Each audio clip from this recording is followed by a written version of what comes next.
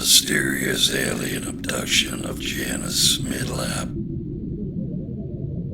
Alien abduction of Janis Smidlapp, testimony taken on October 5th, 2019 by Sergeant Michael Smith of the Cuyahoga Police Department.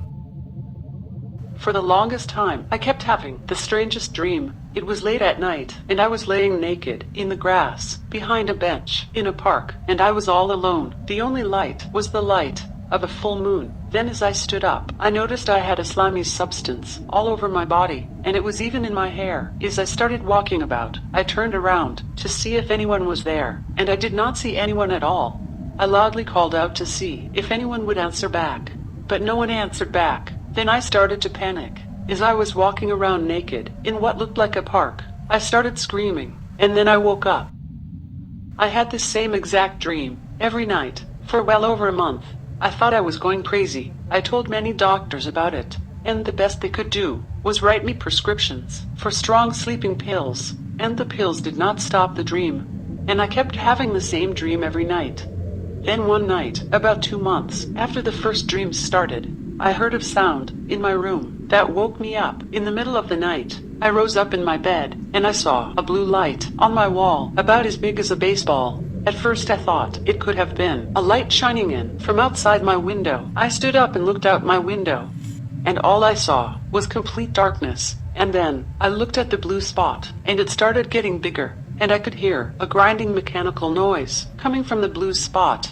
The blue light grew to about the size of about 5 feet tall, and then 3 white alien creatures that were about 3 feet tall came out from the light, and they were walking towards me. I started talking real loud, and one of them pointed a small cane toward me, and then I froze, and I could not move. Then the 3 alien creatures picked me up and carried me through a tunnel to the other side of the wall where the blue light was on my wall. After that, I must have passed out, because I don't remember anything until I woke up, and then I saw the 3 alien creatures working on my body.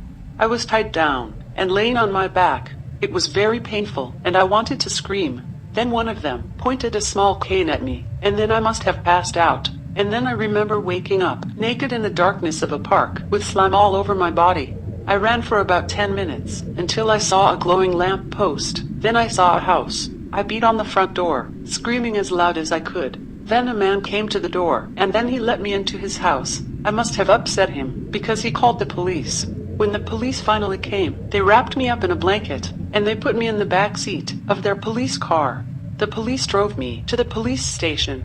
After I got there, a policewoman and cleaned me up, and she gave me some old clothes to wear, and then they had me sit in an interrogation room where 2 police detectives asked me numerous questions as to what happened and who I was. For a long time, I told them where I lived and who my parents were and my telephone number. This went on for hours, and they kept telling me that I was telling them lies, so they walked me out to a small room with a bed in it. Then I went to sleep.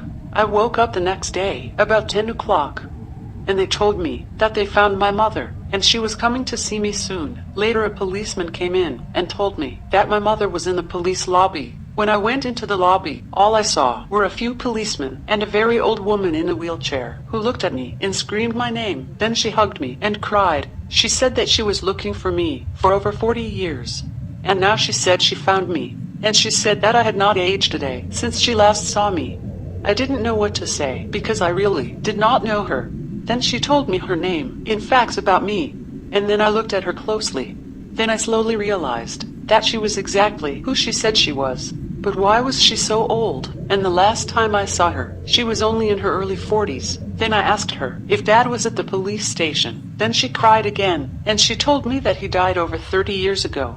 The next day, my 2 brothers and my sister came to visit me, and they were in their 60s. 2 of them said that they had grandchildren older than me, as I still looked like I was still 16 years old. When they last saw me, the police were baffled, as much as my family and I was. So now, I wonder, how am I supposed to live out the rest of my life?